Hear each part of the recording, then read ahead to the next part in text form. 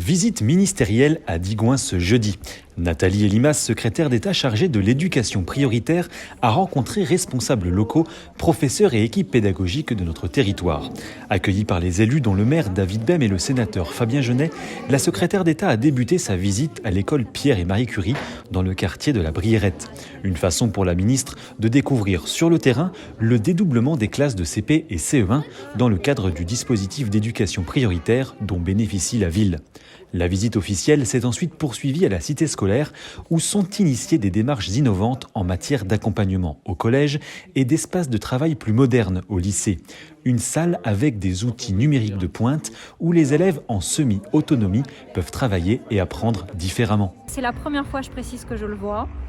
Et comme à chaque fois que je fais un déplacement, j'essaie toujours, je vous le disais, de tirer vraiment les enseignements de ce que je vois sur le terrain pour le développer, voire même le généraliser. Donc je trouve ça extrêmement intéressant, enrichissant. Et je vois aussi une équipe qui, comme toujours, je dois le dire, est particulièrement engagée, mobilisée au service de la réussite de ses élèves. Un déplacement à Digoin qui a permis également aux professeurs de dialoguer avec la ministre et d'exposer sans détour les inquiétudes qui pèsent sur la profession. J'ai à cœur d'aller échanger avec nos élèves, avec nos professeurs, avec les familles, pour voir comment les politiques publiques que j'ai mises en place depuis que je suis arrivée au gouvernement sont appliquées sur le territoire, ce qui fonctionne moins bien pour éventuellement apporter des corrections.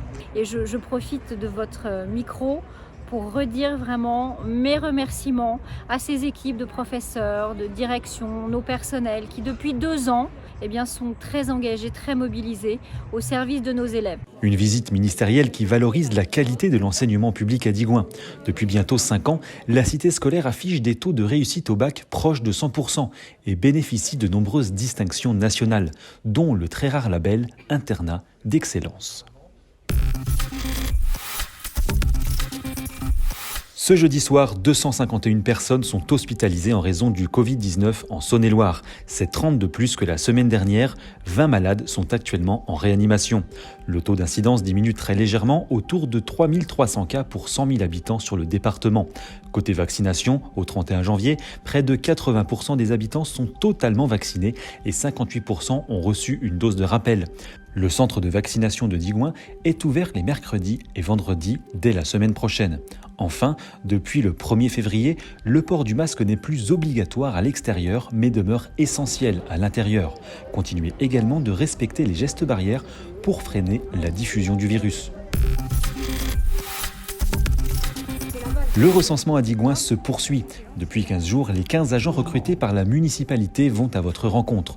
Si vous avez des difficultés pour répondre à votre questionnaire sur Internet, vous êtes invité à contacter le secrétariat de la mairie. Le recensement est une opération importante pour la commune.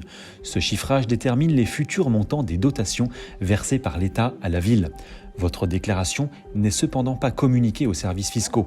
La participation de tous les Digoinais est donc obligatoire et essentielle.